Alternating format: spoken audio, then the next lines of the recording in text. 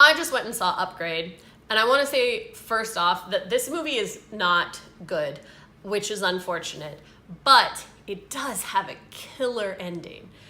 And I'm not sure that I would necessarily recommend this film, but I'm going to talk about it a little bit, and we'll talk sort of about why I don't feel it's a good film, but why I did enjoy parts of it. So if you don't know, the general premise of this film is a gentleman is paralyzed when his wife is killed. He's turned into a quadriplegic, and this tech guru kid offers him a little nanobug. It gets put into his spine called STEM, who can basically help him walk again, connect the neural pathways in his brain to the neural pathways in the rest of his body and help him move. And then he discovers that STEM sort of has a consciousness of its own, and they decide to work together to find out who killed his wife.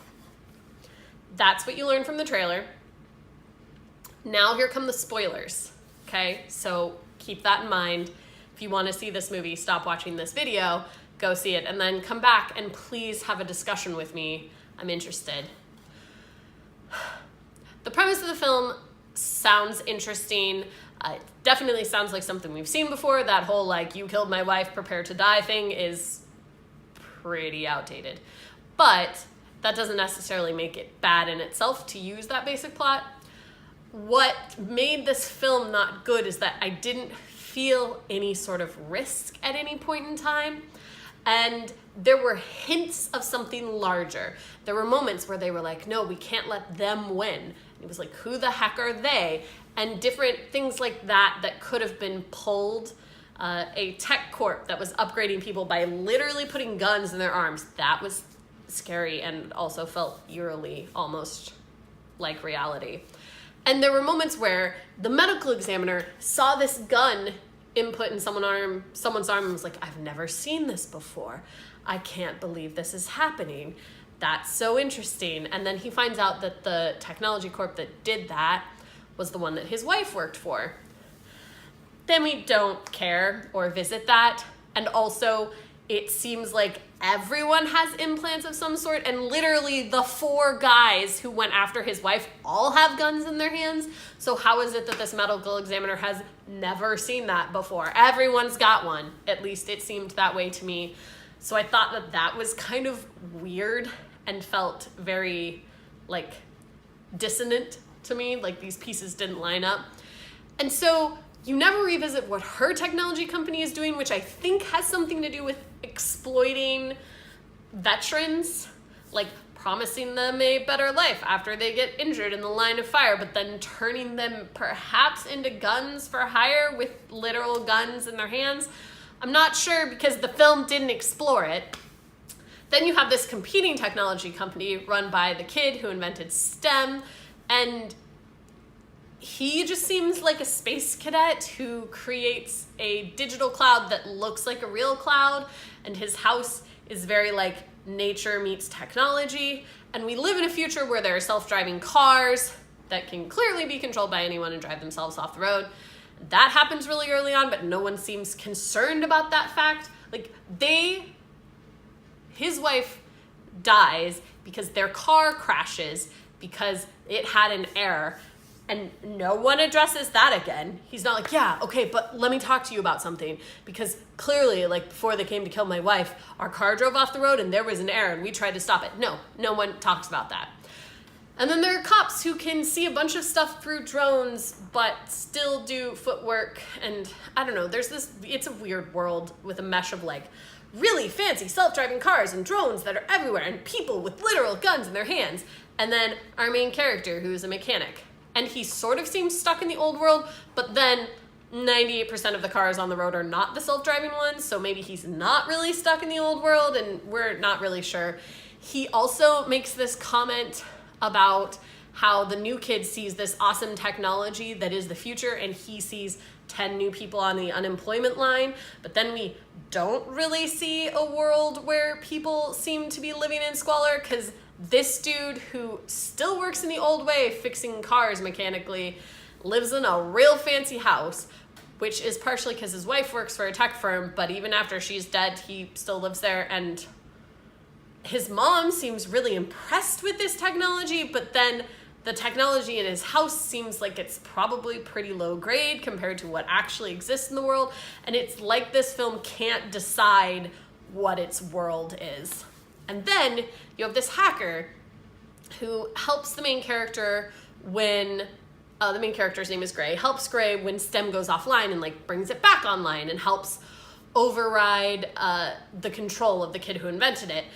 And then is like running away and says something about like, we can't let them win.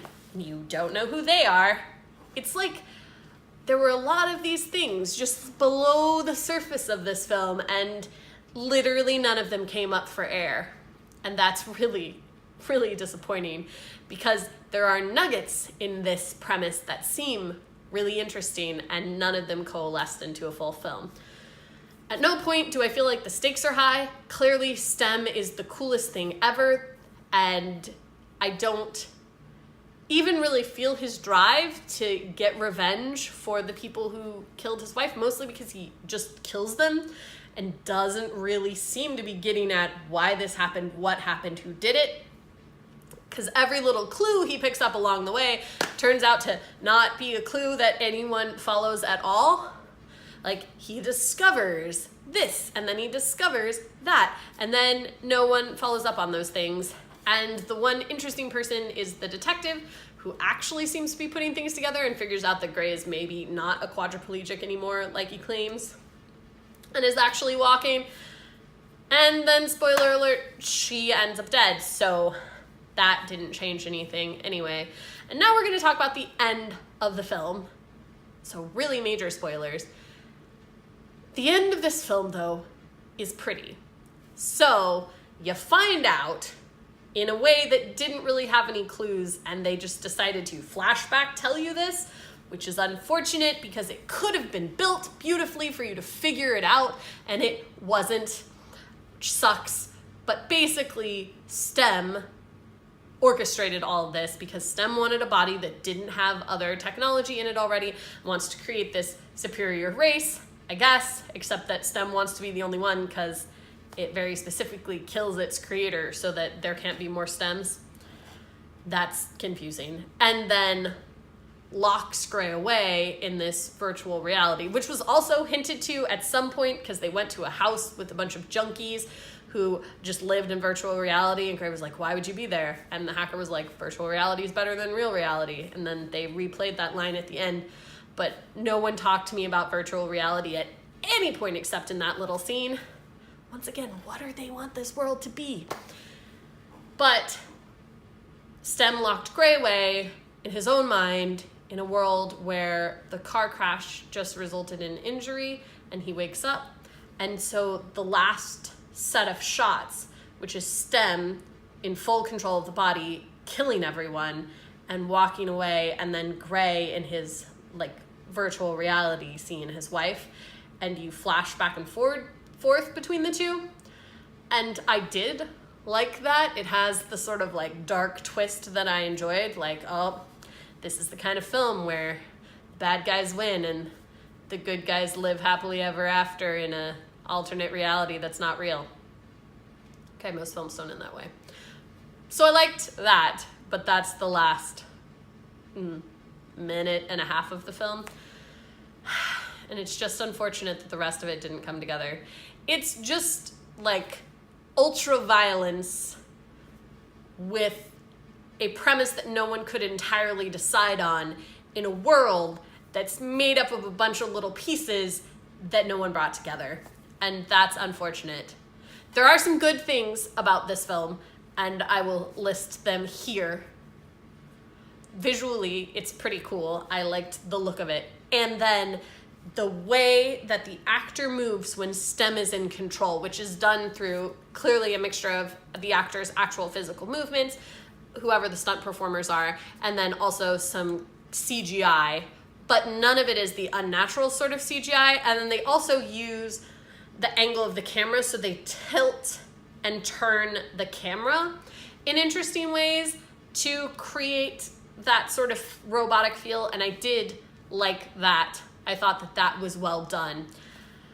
And I liked the way that even when he was just going through his daily motions, there is a marked difference between the guy we see working on the car and how he does things and the body that is mostly controlled by Stem, even if Gray was in charge at the time.